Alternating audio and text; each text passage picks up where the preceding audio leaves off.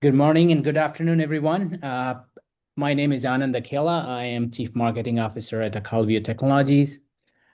Today's webinar is pretty much the insights from GigaOm Deception Technology Radar, but we'll put some context behind it about the AI-driven attacks and how deception could help break that kind of the whole AI-driven challenges there. Our guest today is, Cyril, if you could go to the next slide, please, is Chris Ray, who is field CTO of GigaOm. He's been doing that research on deception for a long time.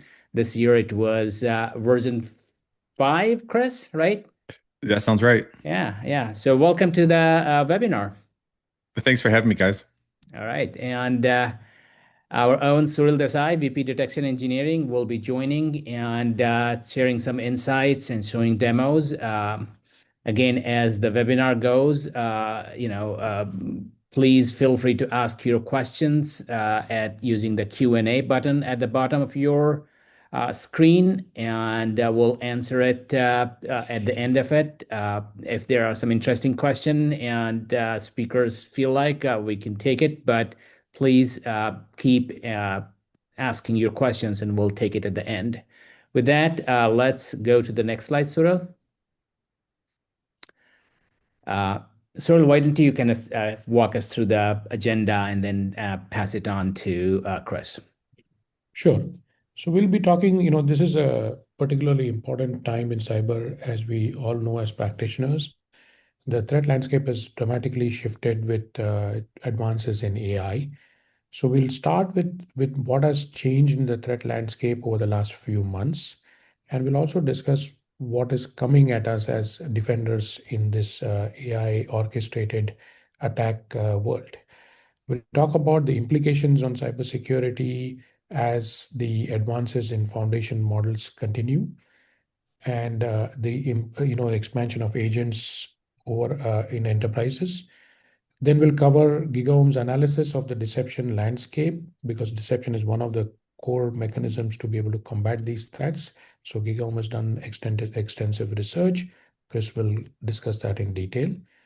Then we'll have a demonstration of actual agentic attack, and we'll see how deception can actually disrupt such an attack and provide a runtime guardrail for an agentic exploit. And then we'll talk about a few key considerations around operationalizing deception. So that's the overview of the agenda. We can start next, Chris. Sure. So the Anthropic breach. Let's talk about this. GTG 1002. It's being read as like a watershed moment, right? But I think the important detail is buried in this diagram here. There's still a human in every phase.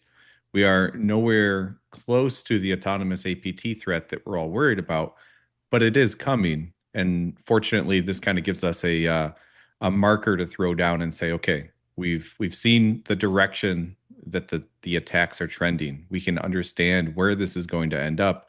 We have time to prepare for it, but pretending otherwise, that distorts your defensive investment. Right. I mean, and this was sort of the start of a long series of exploits over the last 6 months, and where effectively Anthropic is flagging.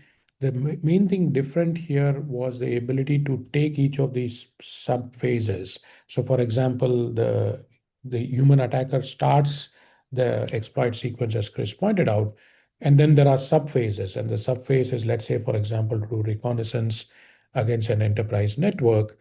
And that phase, which involves a set of tasks, can now be automated, right? And because that way the agent has the ability to call a bunch of tools, and those tools can do individual reconnaissance.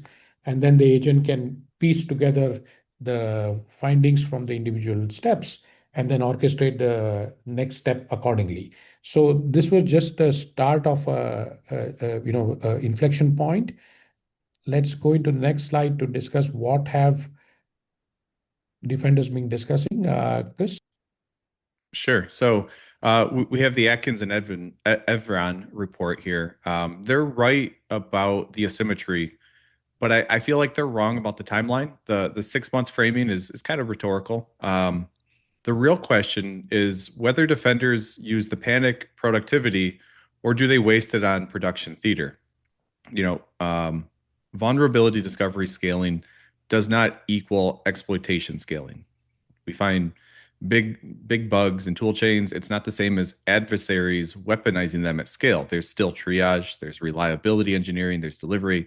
Those steps don't compress as fast as discovery does. Then we have the patch velocity gap. They highlight, which is correct, and it is a fundamental concern. This mean time to patch in most enterprises is still measured in months. There's no AI tooling shrinking that. Patching is a change management problem, not so much a discovery problem.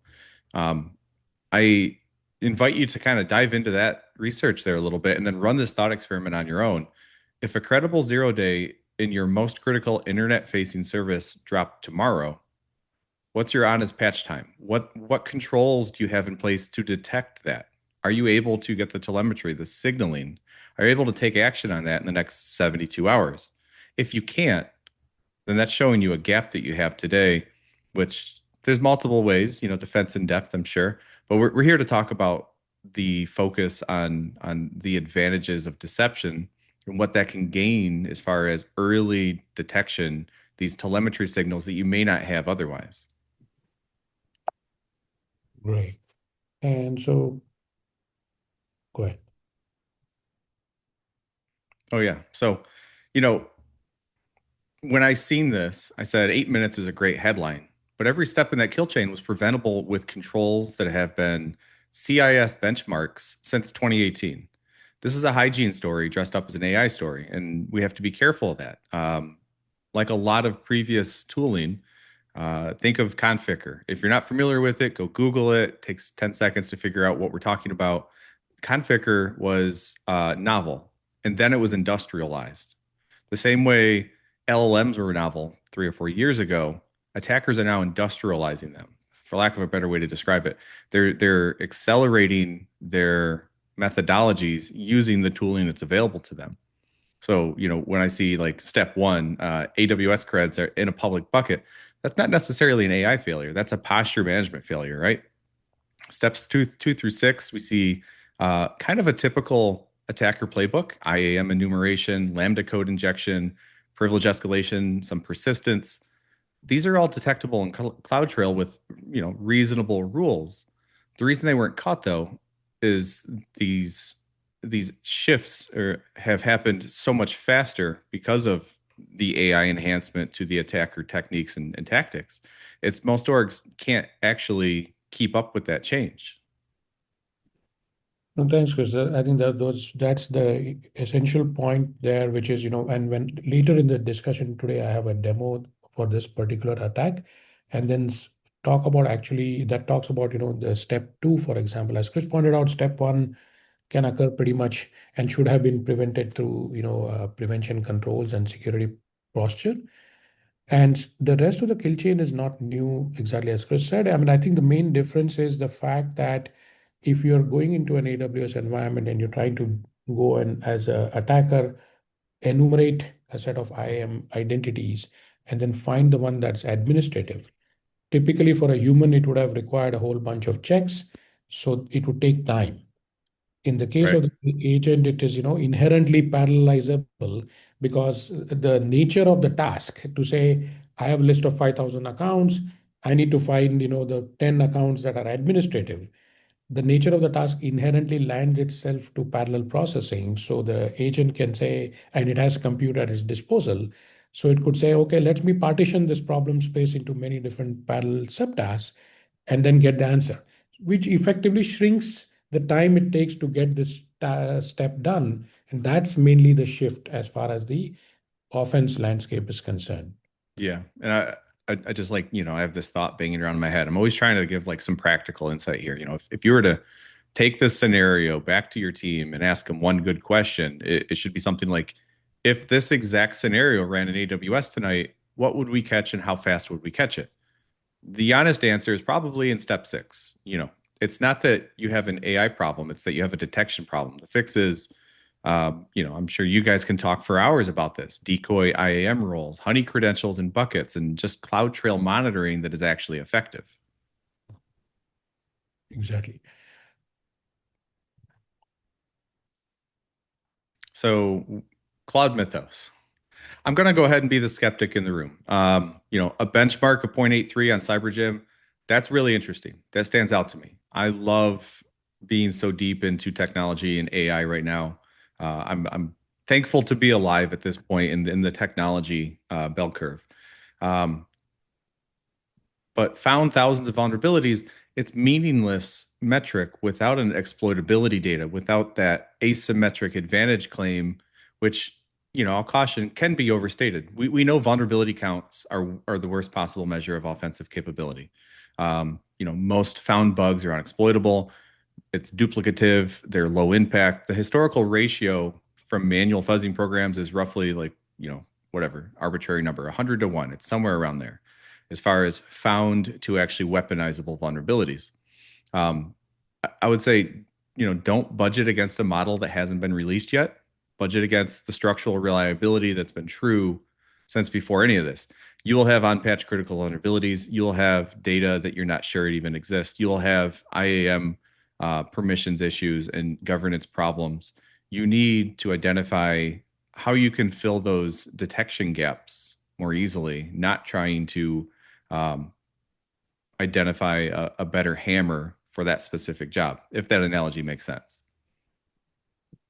Absolutely. I mean, and I think, if you separate the hype from the actual, so the science, so what has actually changed in this model, and then compared to that, the previous model, and so what's the journey and what is really different from a actual, let's say, AI science or computer science point of view. So the main thing here is basically not that it's doing anything magical. It is basically the ability to continuous improvements in reasoning capabilities that these models are having, right? And where it's so, for example, this exploit about remote code execution in OpenBSD. So as we know, as practitioners, OpenBSD is sort of one of the more hardened OS versions. Most flavors of BSD are actually fairly hardened. BSD actually powers at some point, the origins of the Mac OS kernel. So it's a pretty fairly well designed and hardened OS. So now the thing is, when you find remote code execution through source code analysis, that requires a whole bunch of reasoning through pure code loops, right? To be able to say, the model needs to be able to assess purely based on analysis of the source code to say this is a exploitable RCE. And that requires a whole bunch of context and an ability to store that context and then to reason through that context. As that improves, effectively the whole shift, if at all, is that basically the vulnerability exploits that were there always are going to shift in the sense that now 0 days, which were hitherto unknown, can be found by the models through this reasoning, and they can then use that to go and exploit the apps. And so to that extent, the aperture of possible exploits will go up because these models are gaining that type of reasoning sophistication. And as Chris pointed out, I think that from a defender's point of view, ultimately it's about security hygiene and doing all the good practices. The main constraint is always the production impact of applying the patches and what does it take to get the environments stood up correctly and make sure that the enterprise does not have an outage. So that requires its own change control window.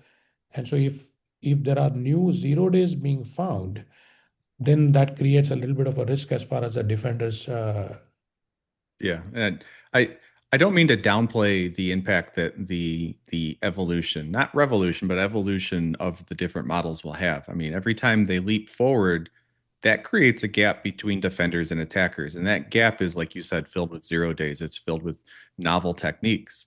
So it's kind of underscoring the need to pivot away from heuristics and behaviors and rule-based understanding of what's a security event and what is not. And when you start talking about that gap, when the new models are released, that gap that gets created, you really need something that's going to be robust, that can detect It doesn't matter what the tactic is. It doesn't matter what the technique is. If the end result is a compromise of a credential or the compromise of a service, that's really what you need to be detecting. And this is why I've been such a fan of detection technology or deception technology going on, I think 12 years ago, I was, raised my hand in a team meeting and said, why don't we do this? And, it was shut down, but I never quite let go of that thread. It's like deception can solve a lot of these problems. We just have to recognize where the best use case is.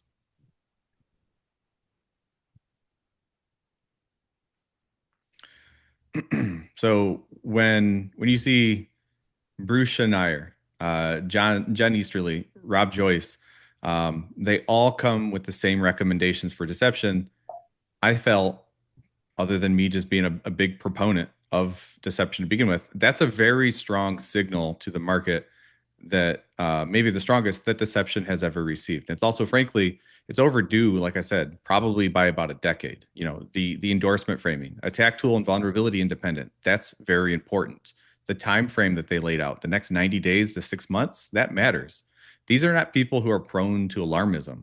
They're explicitly telling leadership that this isn't a next year problem. That's a this year problem. You need to get ahead of it and address it. Pre-authorized containment actions, machine speed playbooks. These are called out as a recommendation, but they're an area that a lot of enterprises struggle with. We know that. I know that from working in them. Deception generates high fidelity alerts, but if your SOAR can't act on them automatically, that speed advantage will evaporate.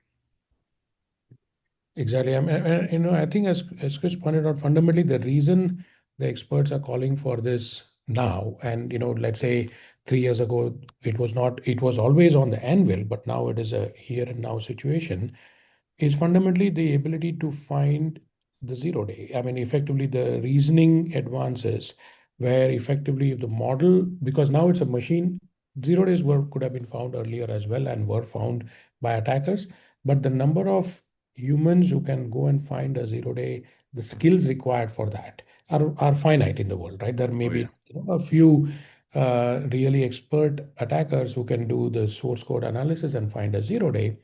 But as the models gain the reasoning capability and they are trained on the corpus of the entire, all publicly available open source.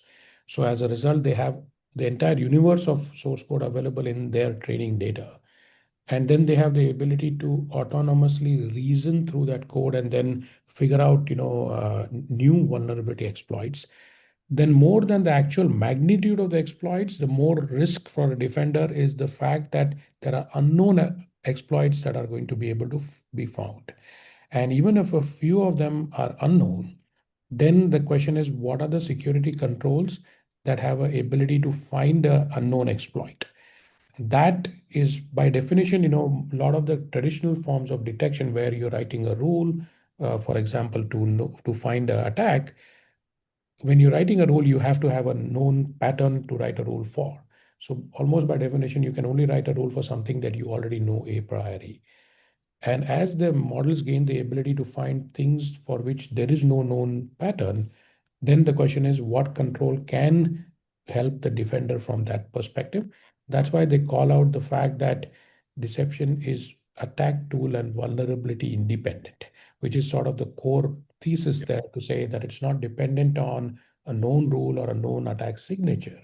And so if that's what the model is able to achieve, then the defender needs to place controls in place that can mitigate that type of an exploit. And that's what the reasoning for their thesis.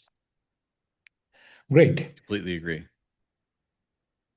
So I appreciate you guys pointing this out to me. I missed this research until we spoke a few weeks ago. The Ben Gurion paper is the most important deception research in 5 years because it does something that I think the field has generally avoided. It weaponizes the model's own architectural weaknesses against the attacker, and that's a fundamentally new defensive primitive. Classical deception assumes a rational adversary doing like a cost benefit analysis. LLMs aren't rational, they're statistical. They have specific exploitable failure modes, context window limits, hallucination triggers, token biases. Designing decoys that target those failure modes is cutting edge, genuinely new science. We know that there's a 100% success rate against 11 CTF machines That's a small sample. And CTF environments they're not production. But the technique class, Unicode honey tokens, landmine tokens that force hallucination, this is becoming exploits of reality, not something that we're just theorizing about. So, I would watch research like this. I would read this paper if you really want to understand where deception is going to have its impacts on AI and LLM. It's where deception stops being a 1990s concept retrofitted to a modern threat and starts being LLM native. I'll go ahead and I'll use that term. The practical implication here for you guys, the buyers, when you evaluate a deception platform in the next 18 months, ask the vendor specifically what their roadmap is for LLM targeted decoys. If they don't have an answer, that's very telling.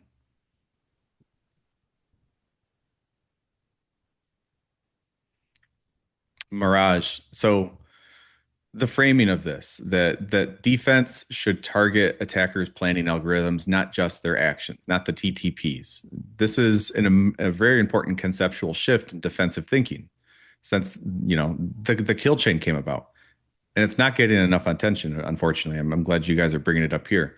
Every defensive framework we use, the Lockheed Martin kill chain, attack, the Diamond model, it describes attacker behavior as observed, which is good. Mirage describes attacker cognition as exploitable. That's a different layer of abstraction, and it opens up entirely new control categories that we've never considered before. So if we expand state space, introducing wrong belief states, creating unproductive paths, these map directly to known weaknesses in automated planners, right? But unlike a human attacker, automated planners can't easily smell that they're in a trap. They don't have that intuition. They don't have that gut feel. They're committed to the search. This is also why deception scales well against agents in ways it doesn't always scale against skilled humans. A pen tester recognizes a too good to be true scenario, whereas an agent or a planner driven by a reward function, it's going to chase that. So in some ways, taking this idea and using a bigger carrot on the end of the stick, it's the right approach. Thanks, Chris. Very good points. You want to start talking about the radar? Sure, yeah. So I think GigaOm has done extensive research, as Anand pointed out earlier in the webinar. I mean, I think this is, I guess, the fifth edition of the Deception Technology Radar. So much appreciated for the extensive research in this space. Maybe Chris, you can give a little bit of color into the radar itself, and then we'll start with some of the key features on this. Yeah. So the best way to think of the radar, if you haven't seen the radar report before, is it's a buyer's guide for a specific technology segment. In this case, we're talking about deception technologies. The radar is a graphic. It charts out 360 degrees, top to bottom, left to right, closer to center is better.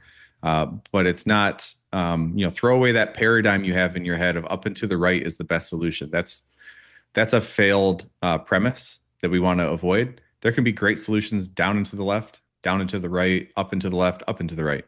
It all depends on what problems you're trying to solve and how does the technology that we've surveyed align to your current needs, but also your 12, 18, 24-month needs. And we evaluate those through a variety of capabilities. We have table stakes, which is how we define the space. Logically, we say either you are or you are not this technology, and you must meet table stakes.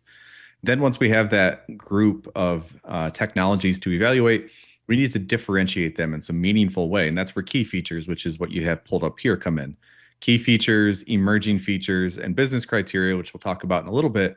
We score them all on a 0 to 5 scale. We try to be as statistical based as possible when evaluating these. We determine there's probably going to be a bell curve for all of these features, and that's a 3, right in the middle of that bell curve. And then there's vendors that don't really execute on them. They're like 1s and 2s. But then there's vendors that are demonstrably better than their peers, everybody else in this space, and they're going to earn 4s and maybe some 5s.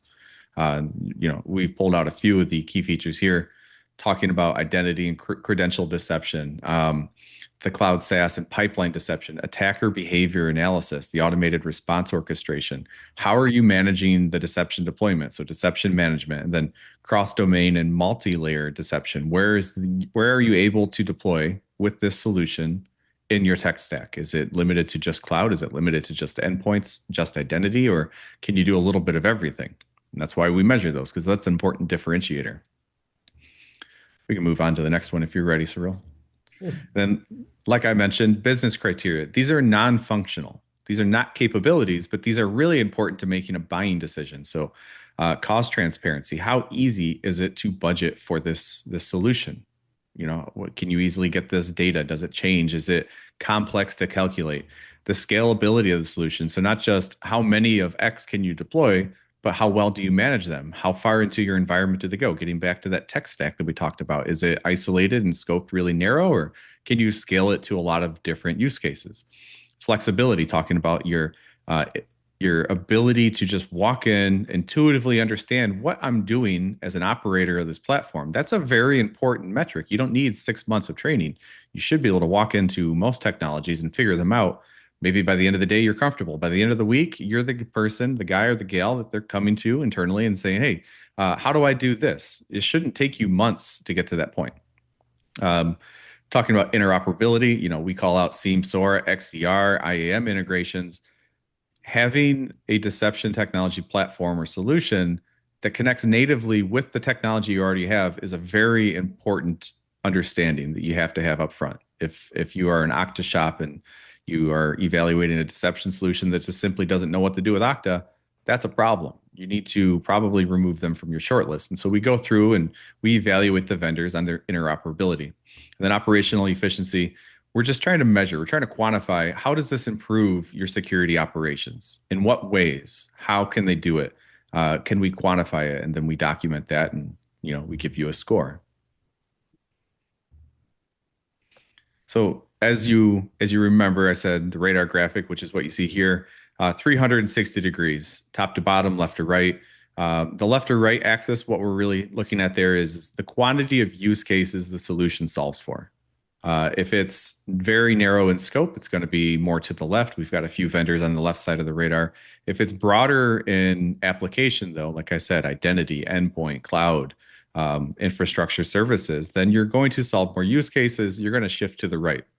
Specifically looking top to bottom, we're talking about maturity versus innovation. Don't read into this too much. It's not saying, vendors on the bottom are immature, bug-prone solutions, and it's not saying the ones on the top are the opposite of that. All we're trying to say here is when you purchase the solution on day one, compare it to day 365, day 650, day 1000. How much change can you expect as an operator of the solution? Are they bringing new features in so quickly that at the end of your first year, you don't recognize the solution? That can be good for the right buyer, but it can also be bad for the wrong buyer. So we call that out, and that's one of the ways that we try to represent that to you here.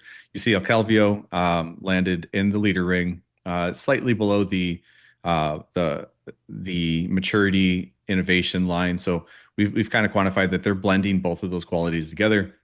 And then becoming an outperformer, what we're really doing is we're putting our finger on the pulse of the market, saying how quickly are the vendors in this market developing new features, enhancing existing features, and to a very smaller extent, squashing bugs that are released in features.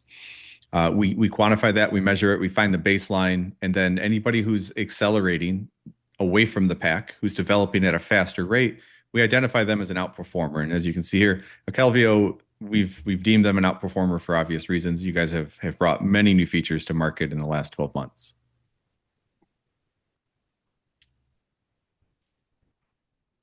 So diving a little bit into Shadowplex, do you want to take over on this, or do you want me to lend my perspective? Go ahead, Chris, and then I'll add something at the end here. Yes. So when we're talking about Shadowplex, it's important to understand, getting back to that placement on the radar platform. That means it's broadly applicable. It solves numerous use cases. You aren't going from one siloed information to another silo of information because you have so many different capabilities. We've recognized it for its deep integrations into existing SIEM, SOAR, EDR, and identity ecosystems. We called out a few there, but that's not the extensive list. That enables a better score on your interoperability, your better score on your integrations, ease of use, Because of that, that contributed to some of its position as a leader this year.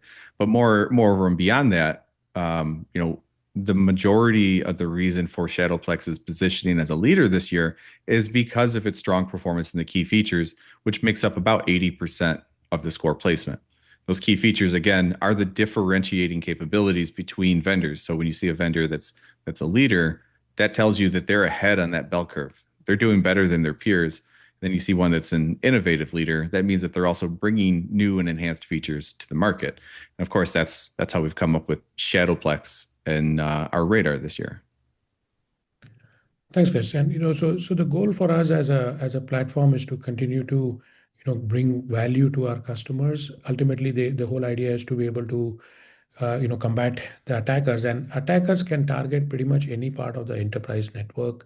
So they can get in, as we know, as defenders, they can get in into the on-prem IT network, they could get in into operational technology, or they could get in into a cloud environment.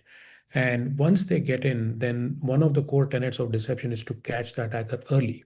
And so it's very important as defenders that we should be able to have traps in the locations where the attacker is present, wherever they get initial access. That way we can find the attacker and evict them before they can do any damage. So in order to achieve that goal, the platform needs to have a certain set of architectural tenets. For example, the ability to set deceptions across the enterprise estate, the ability to keep them dynamic so that they look relevant for the attacker, making it easy to deploy, to Chris's point on avoiding a lot of administrative overhead on rolling out deceptions. So for example, our platform is agentless, so it makes it easy to roll out without adding operational overhead of adding new agents, and then weaving in the integration into the fabric. So that way it plays into the existing investments that the security organization has in place, and it actually forms the overall cohesive security stack rather than a disparate one. So those are some of the goals for the technology. That's basically the idea.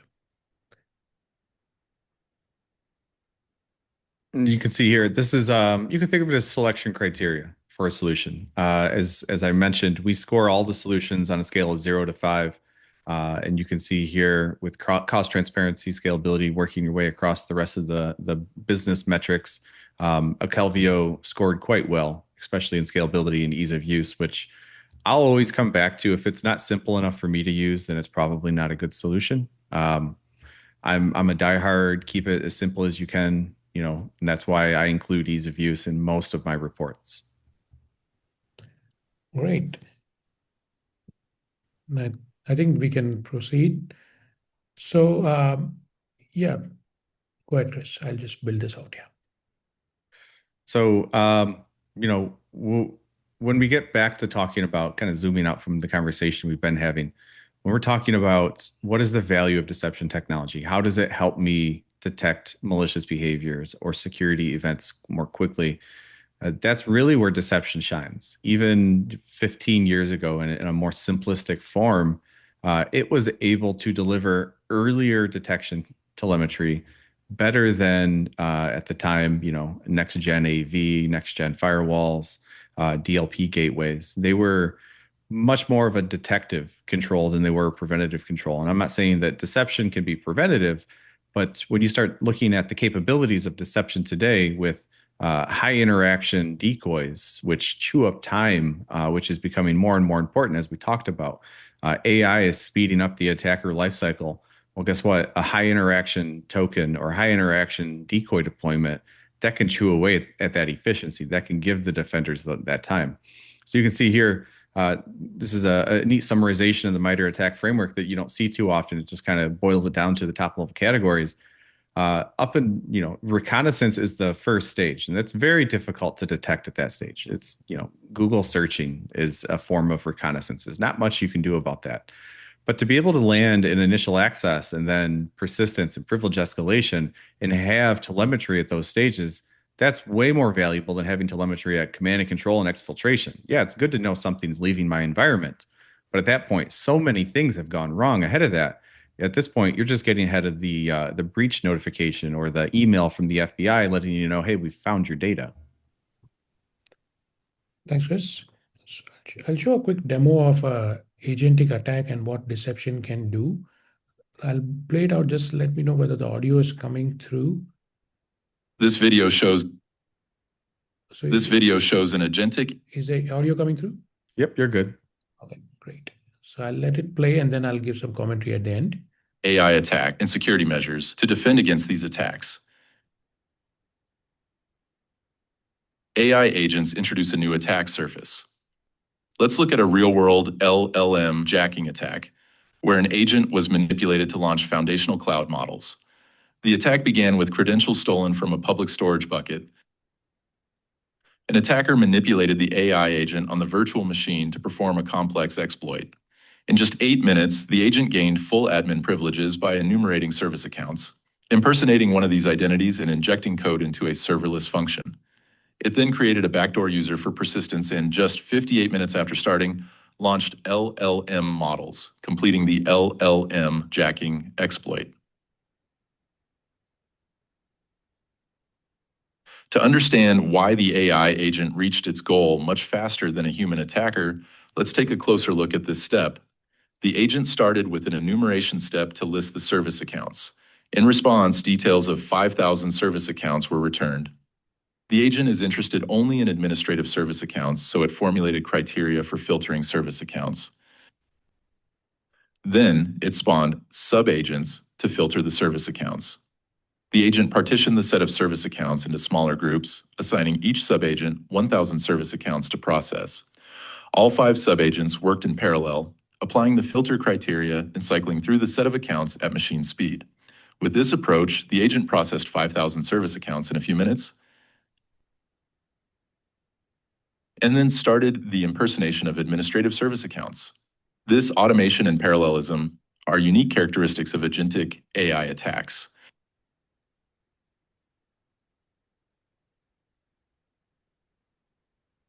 Traditional security controls were designed for the human attacker. These controls work by baselining normal usage over time and flagging any activity that looks different. This approach assumes the defense has hours or even days to counter a human attacker. When faced with an agentic AI attack, any signal raised by these security controls often comes after the agent has completed its mission. Preemptive security is based on the principle of setting traps based on deception technology to defend against malicious use of AI agents. Let's see how a Calvio's approach to deception, known as 360 deception, can counter agentic AI attacks. A Calvio honey tokens are placed at strategic locations in the cloud environment. These honey tokens look like administrative user accounts and service accounts in cloud identity stores and corresponding credentials deployed on virtual machine instances, storage buckets, and other cloud resources. To understand this approach better, let's take a closer look at the service account honey tokens. These honey tokens have names that represent service accounts, privileges associated with typical admin permissions, and other characteristics that attract an attacker's attention. A Calvio uses these traps to detect the AI agent very early in the exploit sequence. Now, let's see what happens from the point where the attacker manipulates the AI agent.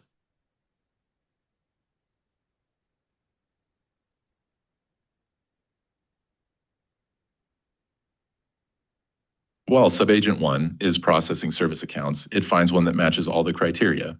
The subagent returns this service account to the agent. But this service account is a honey token. When the agent attempts to impersonate the honey token, a detection is generated by a Calvio.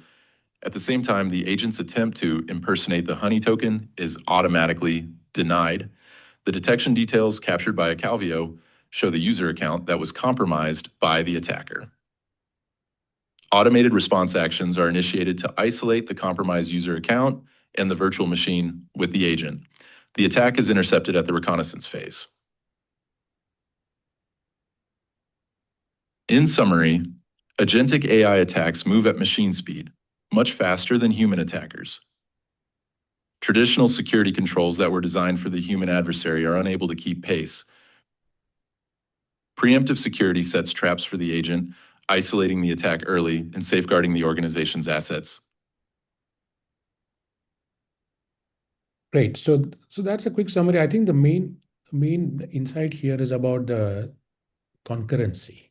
The fact that the agent, if when we look back at the exploit that we saw earlier in the webinar at step 2, where it was trying to go and enumerate admin identities, the agent has the ability to fork sub-agents. And the number of sub-agents that it can spawn is based on available compute. So as long as it has insufficient compute and resources available, the agent can spawn as many sub-agents as it needs, partition the problem space into smaller problems, decompose it into subtasks, and then execute these subtasks concurrently because of the underneath infra that it has available to it. That makes the threat landscape different from that point of view. It's not necessarily a new offensive technique, but it is a way you crunch through this exploit and the data set and get the results faster, which then requires an approach that inherently can find this exploit at that speed. And that's where deception really shines, because the moment somebody touches it, we can raise an alert. It does not require a baseline to be formed and then the signal to reach a certain threshold. It can give instantaneous results. And in the agentic exploits world, it has that benefit. Great. I think that's all we wanted to mainly discuss, Anand. We can open up for any questions. Sure. So this time you could, well, there are a few questions, but this is the time when you could ask some more questions as well as we take some of these questions that came in. So let's start with, oh wow. I am concerned about mythos, especially when weaponized by attacker. Can deception help? What types of deception should I deploy? Chris, would you like to? Yeah, so I can jump in there. Getting back to we talked about, there's Claude 4.7 today. There's the Gemini models. There's ChatGPT. What is it? 5.5 now? 5.4? I forget. And then we're going to leap forward to Mythos. There's that gap that's created. That gap is difficult to fill unless you have something that gives you early telemetry. You're asking the right question. You're saying, I'm worried about Mythos because you didn't verbalize it, but we're talking about the same thing. There's a gap in detection capabilities created by that giant leap forward. This is why I'm such a big fan of deception, is because it's on one hand, it's generic enough to be broadly applicable, but at the same time, it produces high fidelity telemetry, which is really what defenders need to be able to make good decisions and actions. So then the next part of your question is what kind of deception should I be thinking about deploying? I'd say start number one with identity. Identity is still the forefront. I think AI is only accelerating that. AI has been the battleground for, or not AI, identity has been the battleground for the last 3 or 4 years. That's still the case today, just more so. So starting with identity and then kind of working backwards. What are your most critical cloud accounts? What are your most critical services in those cloud accounts? Maybe the most critical data. And then selecting, and this is going to depend on the deception vendor that you choose, selecting a pairing of deception decoys that goes with that naturally, looks right, that can blend in with the herd, and then deploying them and monitoring them. That's getting back to how we evaluate them. Is it easy to use? Is it easy to monitor? Does it fit your environment? Does it integrate with your technology? This is should be building some questions in your head as you're either already, you own deception or you're still shopping. That's the approach that I would take. Those are the questions I'd be asking. Thanks, Chris. Sounds good. Let's take another one. What are the types of response actions that can be applied to agentic AI attacks? This is, I'd like to hear your input on this, Cyril, but mine is, it's going to depend on the organization. And I hate to give a wishy-washy answer, but it really will. Just like the same side where we're not completely comfortable with automating everything that we do in development pipelines. We still want human in the loop at some point. We maybe look to Cursor and Claude Code and we say, okay, they're helping us build these new features and new modules. But I have to give it very explicit instructions of what not to do or what to do. And then I have to carefully review the code to make sure it's actually following through. The same thing exists on the defender side. as far as responses go, there's pros and cons to every single response. You have to weigh those. Some responses are just drop dead. Yeah, okay, that makes sense. There's no reason I'd want to put a human gate in there. Other responses come with risks that you're going to want humans to evaluate. You'll find the capability of response will be variable, highly variable, I should say, across the different solutions. And so that is an area to pay extra careful attention to. Absolutely. And what I'll just add that if you look at the research from Ben Gurion University, the cloak daggers and honey paper, that actually has some good data points for response actions for agentic attacks. Like for example, the cloak concept is the ability to effectively shield your real assets when an agent is trying to go after those assets by actually misleading or misdirecting the agent away from the real asset towards a deceptive target. And then, similarly is the concept of dagger, so which actually shifts the landscape. So where you can have a detection signal, and then one novel way of doing a response action is to actually gain time for the defender by slowing down or misleading or disrupting the attacker, right? Where effectively, if it's an agent, it has a certain objective function that it's trying to achieve. If, for example, it needs to go after a key asset and it's trying to propagate to on its pathway to doing it, we set the right set of traps, and those traps do the right set of things. For example, it satisfies the agent saying, I have all the data for you. It sends valid responses back. Then the agent believes that it has got what it needs, and its constraints are satisfied, and now your actual assets are protected, which are some additional forms of response that deception can provide on top of the blocking and the isolation responses that we always have as defenders. Anand? Sounds good. Yeah. All right. So next question. We have a large enterprise environment, data centers, corporate offices, branch offices, DMZs, different acquisitions that we have done. Where is there any recommendation on where to start deception? So I'll start with the easy one, identity, because it touches so much, because it's, not only is it the number one target right now and has been for years, but it's also at this point in time with the right deception vendor, it's relatively easy to do. It scales very well. It provides high quality, high fidelity signaling. You can, on a first pass, starting with just identity alone, you can shore up a lot of your gaps. Absolutely. And what many of our customers are doing is that effectively, because they need a way to organize the deception rollout strategy. And so typically, a couple of things are being used. Identity is definitely one of the core focus areas, because that's like the number one exploit for the attacker, as Chris pointed out. And then, you can also organize it by looking at saying, where will the attacker enter from and where will the attacker go toward? So sort of two extreme ends of the puzzle to say, for my enterprise network, the entry points that are at highest risk are the user environment where attackers can get in by phishing, the DMZ environment where the attacker can get in by internet exploits. So that's sort of your points of entry. And setting some traps at that point and starting as that in the evolution journey is a good consideration.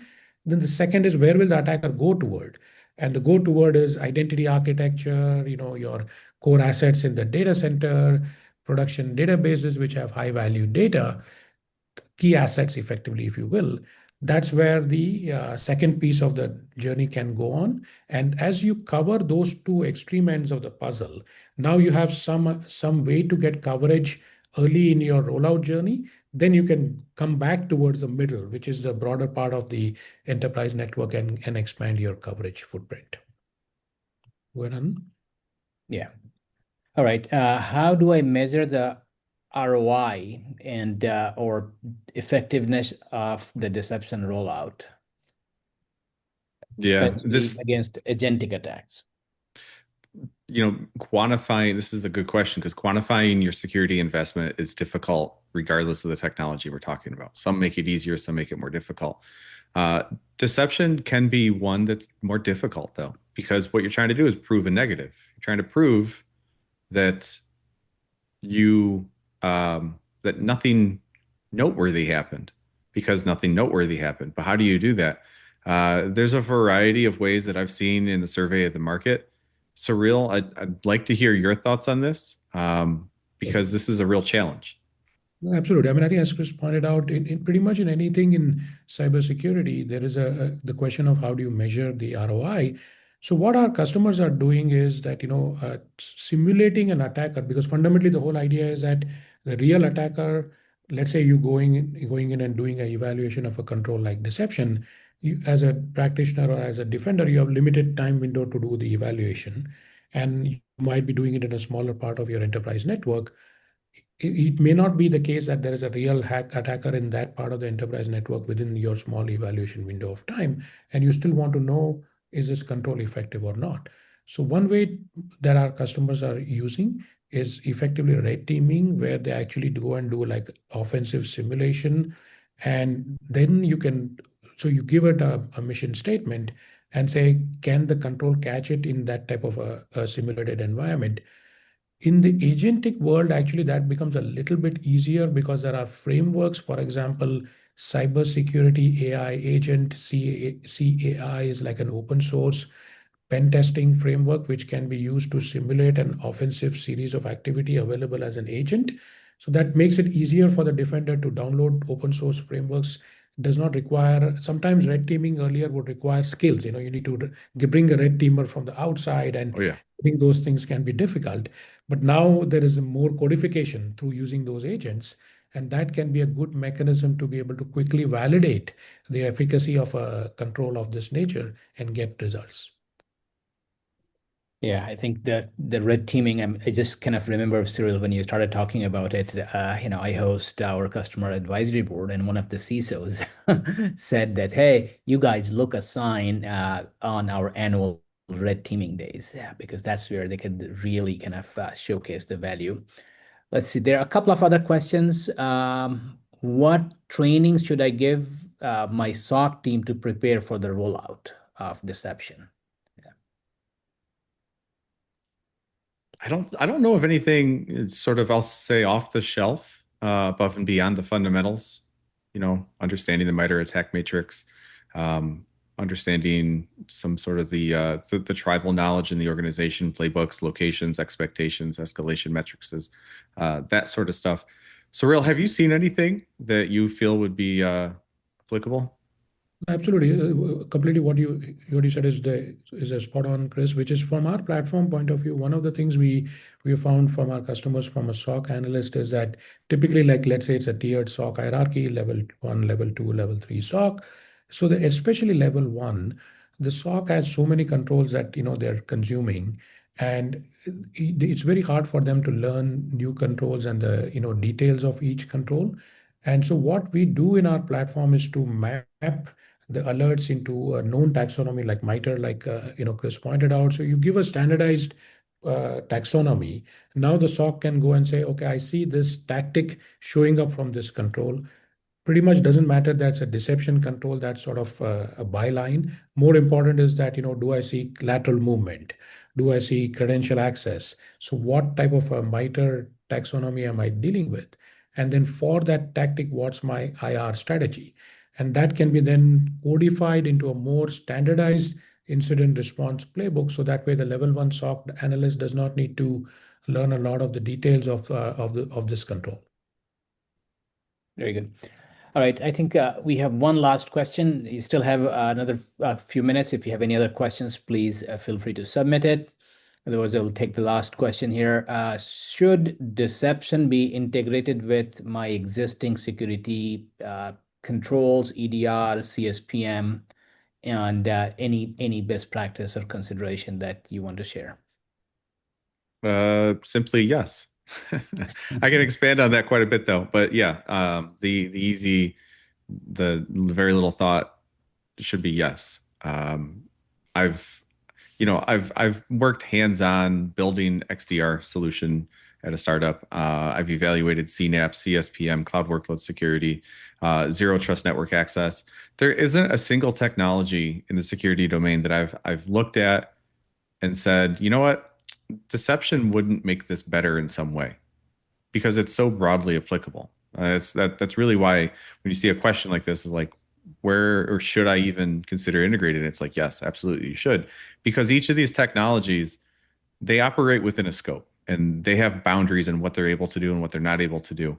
Deception can help you provide coverage on where those boundaries meet, overlapping coverage. And that's really where I find a lot of value for deception in most organizations, is that overlapping coverage or gap filling with the early detection telemetry, which is what we've been talking about now for 45 minutes. Thanks, Chris. Great. Anand?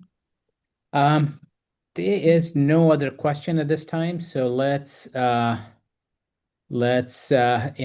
a couple of minutes back. So we'll compile everything, send the recordings, and actually the link to this report that Chris and team has prepared as well, the radar report from GigaOm. And with that, let's conclude. Thanks, Chris and Suril, for sharing your insights and preparing for the webinar.